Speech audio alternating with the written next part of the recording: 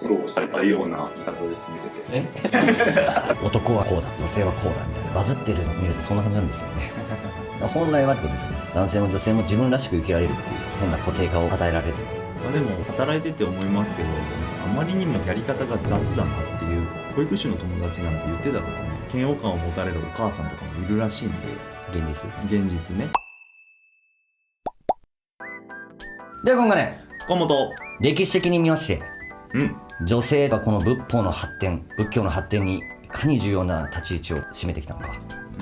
歴史の勉強でございます。お、大事なことでございます。いきますよ。はい。日本で最初の出家者は女性。斉藤、実は日本の仏教においても初めから女性が排除されていたのではありません。例えば日本で初めての出家者は女性です。池田、確か前秦にですね。斉藤、はい、渡来人の司馬達人、6世紀中頃仏教伝来の初期に日本で活躍したの娘とされています。584年に出家しました。彼女と共に出家した2人がいましたが、2人とも女性だったようです。これは当時女性が仏教的に差別されていなかった例証と言えると思います。遠藤、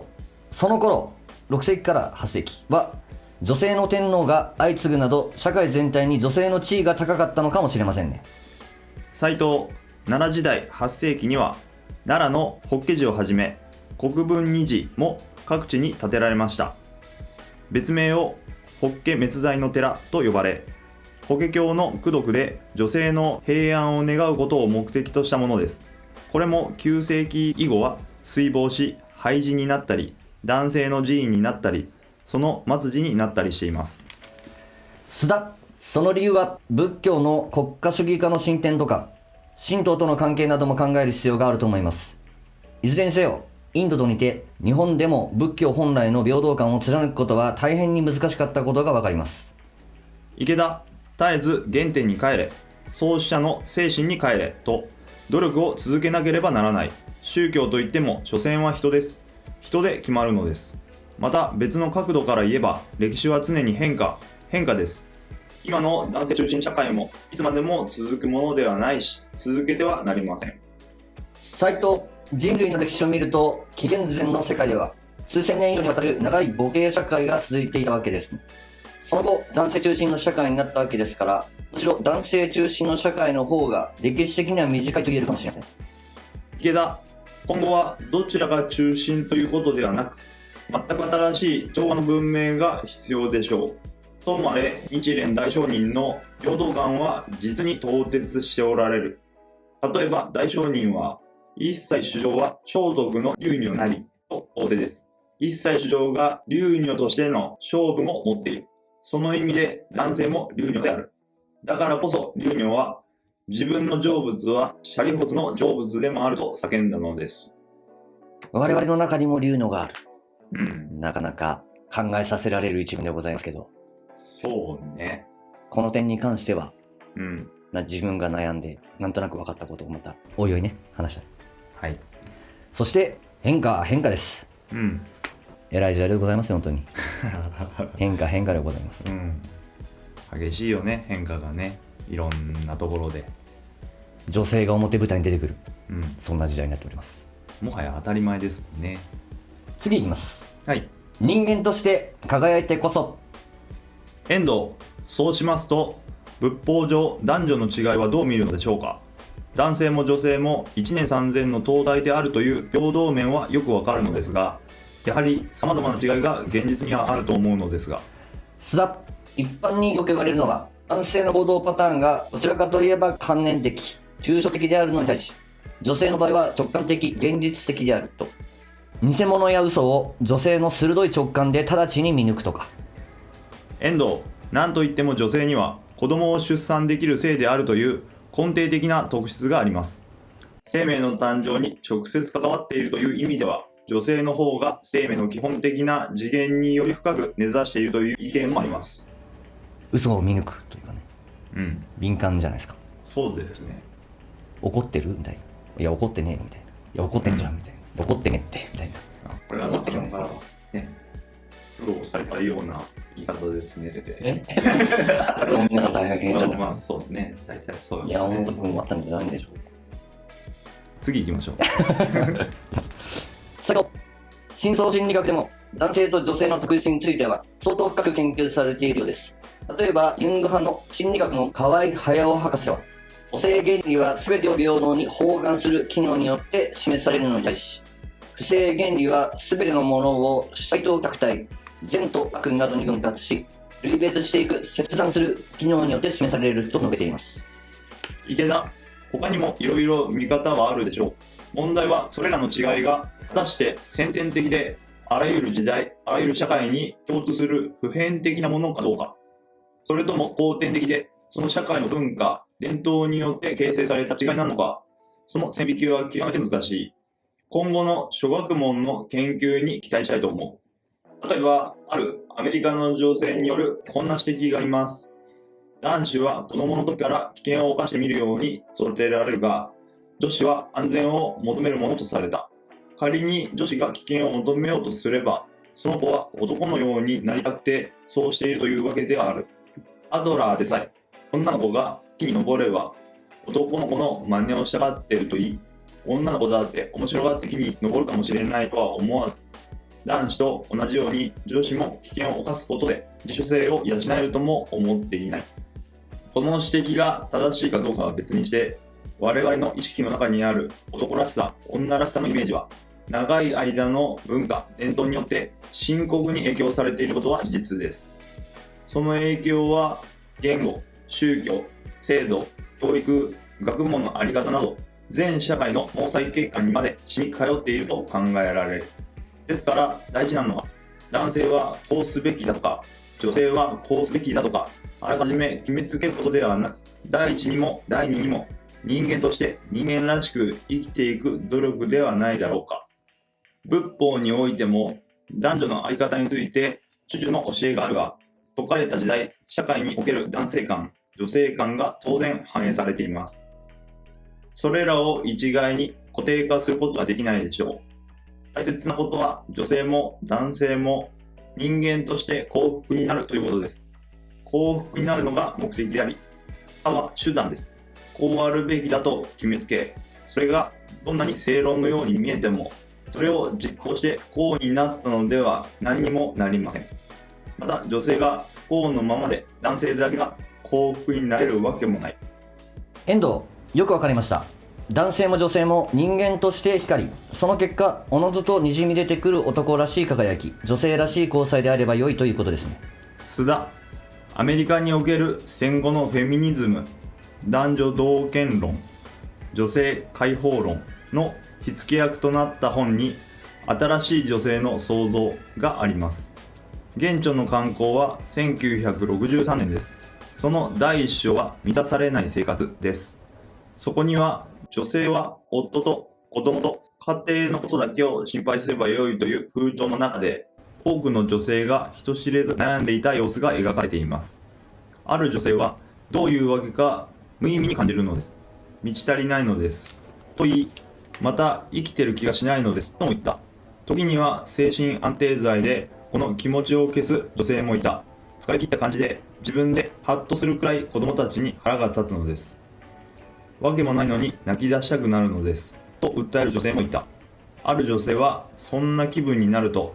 家から駆け出して道をどんどん歩くのですと私に話した。時にはどこへも出かけずに家の中で泣くのですとも言った。遠藤、その頃のアメリカの中産階級の女性といえば、広い芝生の庭と進んだ電化製品、明るくて豊かでというイメージでしたね。日本でもそういうイメージしか伝えられていなかったと思います。その裏側でそういう心の虚しさに苦しんでいた人々がいたわけです。須田、女性はこうあるべしという押し付けに反発し、こういう女性を救おうというところに今のフェミニズムの大きな動機があると思います。ですから、あくまで目的は女性自身の幸福の実感です。そこを見失ってフェミニズムの運動そのものが自己目的化した場合には、今度は逆の意味で女性をかくあるべしと圧迫してしまうかもしれません。これはあらゆる運動について言えることですが、斉藤、議論が分かれるところでしょうね。フェミニズムにも多くの流れがありますから。キリスト教においてもフェミニズム神学が注目を集めています。キリスト教の神学における男性優位の傾向を批判したり、教義が男性による女性の支配の道具とされてきたことを批判しています。遠藤、女性差別の根源は父なる神という概念にあるとして、父にして母なる神と言い換えるべきだという主張もありますね。斉藤、こういう動きに対して批判もありますが、その真摯さは評価すべきだと思います。男性らしさ、女性らしさの話ですね。これは今思うところがある女性はすごくあるんじゃないですかね。あるでしょうね。特に今は女性でも一人旅するような人もいるしとか、一昔前ではありえなかったからね、とか、X とかでもかなりフェミニズムといいますか、そういった、声がバズるといいますか、ある意味では女性解放の戦いってところもあるんでしょうが、それが行き過ぎると逆に女性はこうあるべきだっていう、逆に女性像を固定化するようなことになっちゃうみたいなね、ところで、もともとは人間なんだから、男性も女性もっていうことだからね、その女性はこうあるべきだっていう考えに反発することがフェミニズムなわけで、自分らしく生きられるっていうことですよね、女性も男性も。そうですよね。そのための主張が行き過ぎるとっていうことですよね。男はこうだとか女性はこうだみたいな感じでこうバズってるのを見るとそんな感じなんですよね。強い意見がどうしてもねピックアップされがちなんで、本来はってことですよね。本来のフェミニズムは男性も女性も自分らしく生きられるっていう変な固定化を与えられずに。でも働いてて思いますけど、そういうところはだいぶ寛容にはなってきた世界かなっていう気はするんですけど、ただ結局あんまり浸透してないというか理解できてない人が多いのかなっていうのも同時に感じるんですよ。女性が社会進出するために働きやすい職場環境を構築するっていうのはすごく大事なことだと思うんですけど、男性が今まで働いていた中に女性をただ突っ込むだけっていう、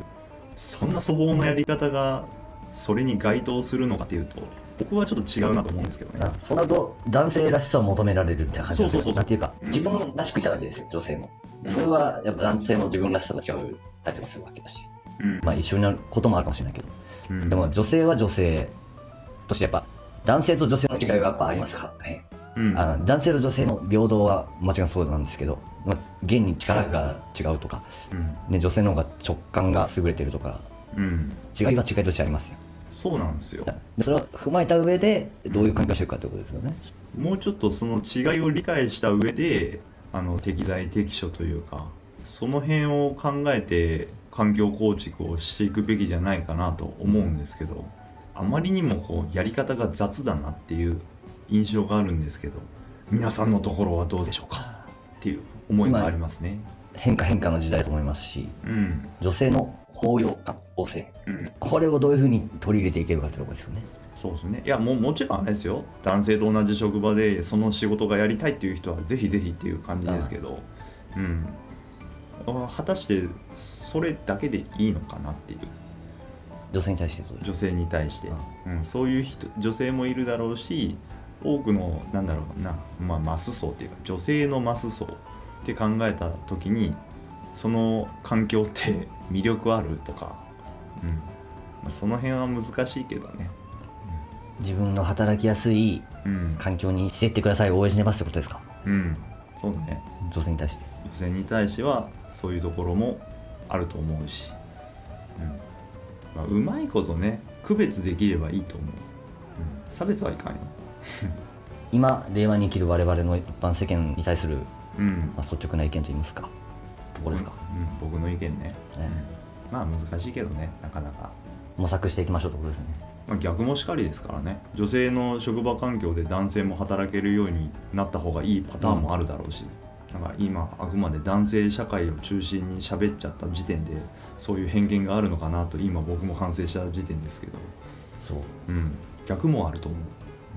保育士の友達なんて言ってたからね、ほぼさんとかその辺もすごいねありがたいとは言うものの、やっぱり嫌悪感を持たれるお母さんとかもいるらしいんで、現実ね。何でもかんでもただ女性の中に男性を入れる、男性の中に女性を入れるだけの議論はちょっと雑なんで、もうちょっとみんな理解しながら環境構築進めましょうっていう僕の思いです。男女平等とは何だろうってね。ここはもうちょっと深掘りしんといかん大でしょうね。ここからさらに深掘りしていきます。お、言いましょう。はい。女性と男性、対立から調和へ。